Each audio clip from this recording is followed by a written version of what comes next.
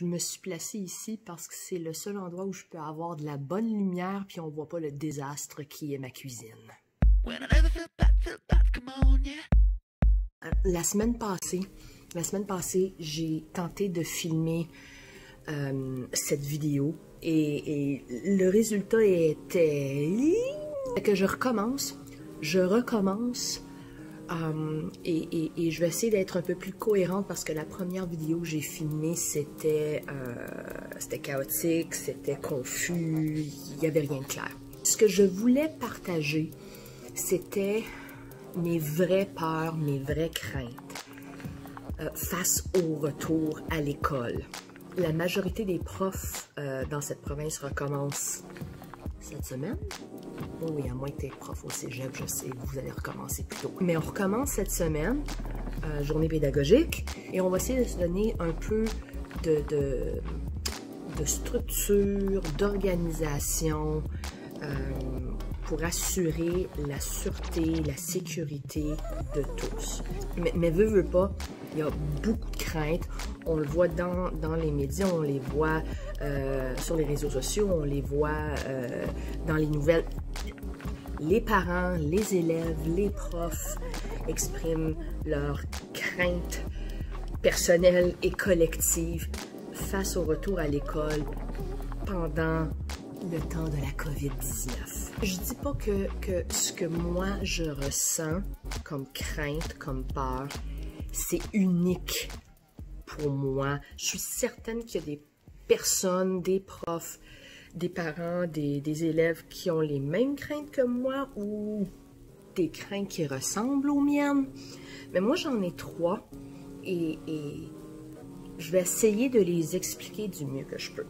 Je dois d'abord clarifier que je suis très consciente du fait qu'il faut retourner à l'école.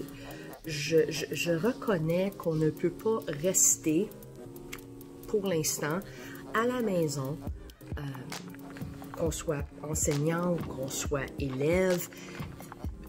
Il faut retourner à l'école. Il faut retourner à l'école. Et tant et aussi longtemps qu'on n'a pas développé, un système d'éducation virtuelle à distance, synchrone et asynchrone, bon.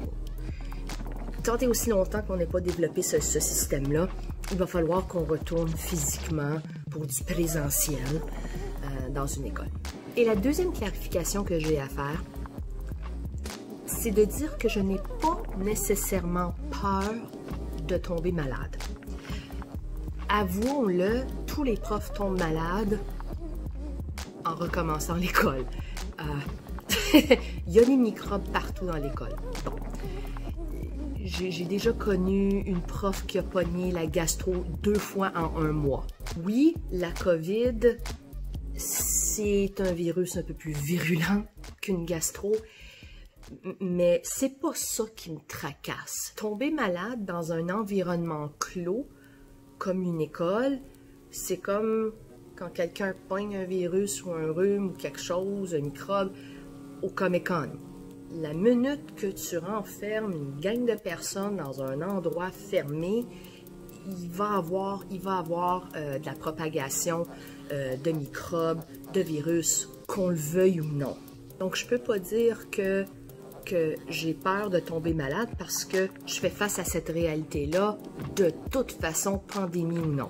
Ma première grande peur, grande crainte, c'est: est-ce que je vais pouvoir me remettre dans la routine? Pour la majorité des profs, on n'a pas remis les pieds dans une école depuis le mois de mars. Oui, on a travaillé de la maison. Hein? On était en contact, on était en communication avec nos élèves, avec les parents de façon continue, mais à la maison. Bien que j'essaie de me réveiller le plus tôt possible, je ne me réveillais pas à 5 heures du matin. J'avais établi une routine de travail pendant la pandémie. Et selon plusieurs études, établir une habitude, une routine peut prendre environ 1 à 2 mois. D'ailleurs, ça pourrait expliquer pourquoi nos vacances durent seulement 2 mois. Puis certains vont dire que c'est comme faire du vélo. Une fois que tu as appris à faire du vélo, tu t'en souviens toujours. Je sais pas si c'est la bonne comparaison à faire. Est-ce que je peux vraiment me permettre 2 mois pour me remettre dans une routine? Peur numéro 2. J'ai expliqué un peu plus tôt que je n'ai pas peur de tomber malade. Parce que ça arrive. Les profs ont une banque de journées de maladie qu'on peut utiliser à cet effet. Mais qu'on le veuille ou non, si on croit qu'il y a une contagion, si on croit qu'il y a un cas de COVID, il va falloir s'isoler, il va falloir se mettre en quarantaine. Et puis là, j'ai perdu une dizaine de jours. Mais si je tombe malade, à un autre moment donné, ou si je dois m'absenter pour une autre raison, si je dois m'absenter pour ma famille, je vais trouver où ces journées de maladie? En d'autres mots, ai-je perdu la possibilité de m'absenter pour mon bien-être ou celui des membres de ma famille? Ce qui m'amène à ma 3e crainte.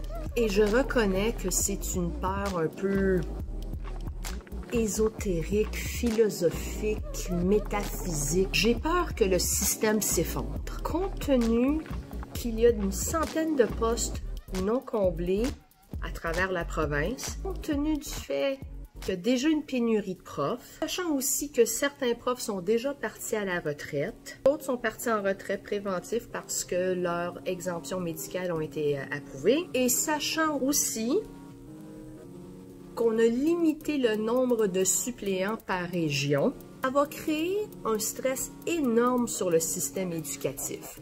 On s'entend que c'est déstabilisant pour les élèves, OK, de voir 2 ou 3 profs passer devant eux et ça en dedans d'1 mois.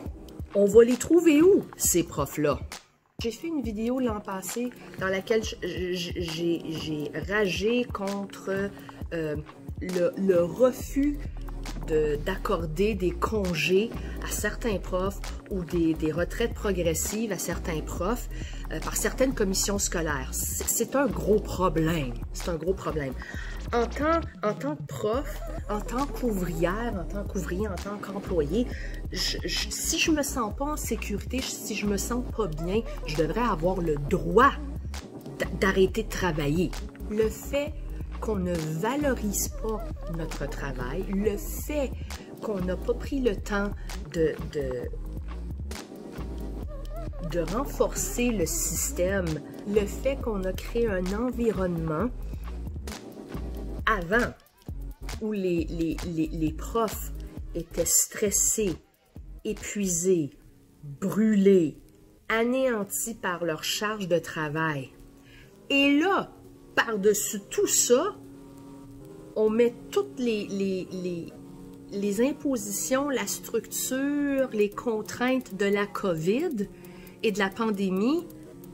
Puis là, tu me dis qu'on va engager du personnel supplémentaire. Bordel, on va trouver ça où? Quand je dis qu'on est perçu comme des gardiens ou des gardiennes, je dis pas ça pour répéter les paroles que j'ai vues sur Facebook. Le fait que le gouvernement voudrait aller chercher des spécialistes, des étudiants en éducation qui n'ont même pas encore fini leur bac pour prendre en charge des groupes et des élèves. Tu sais, j'applaudis le fait qu'on a encore des étudiants dans le programme d'éducation, mais il faut avoir de l'expérience. Et tu peux pas demander à un élève, à un étudiant, c'est-à-dire en 3e année du bac, yo, je vais te lancer dans un groupe multiniveau ou un groupe intégré avec des élèves en difficulté d'apprentissage, avec des troubles de comportement. Bravo, vas-y fort. Ah oui! Et ce, pendant la pandémie.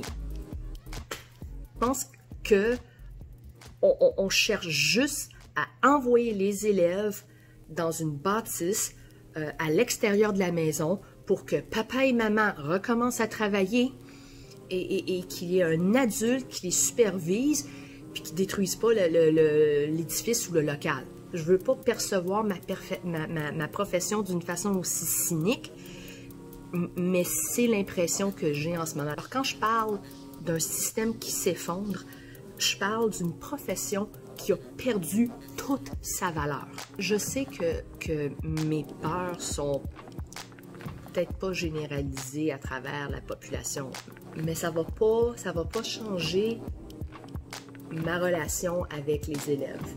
Je vais commencer dans 2 semaines, le 31, je vais commencer le 31, je vais les revoir, je vais revoir les élèves.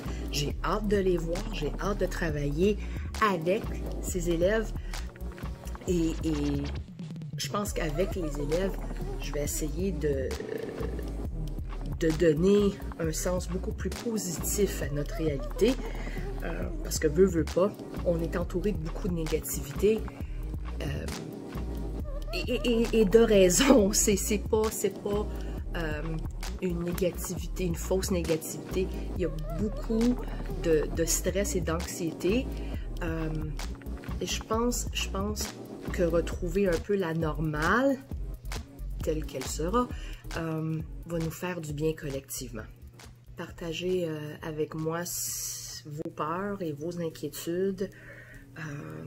Et on se reverra quelque part sur l'Internet. Bonne journée!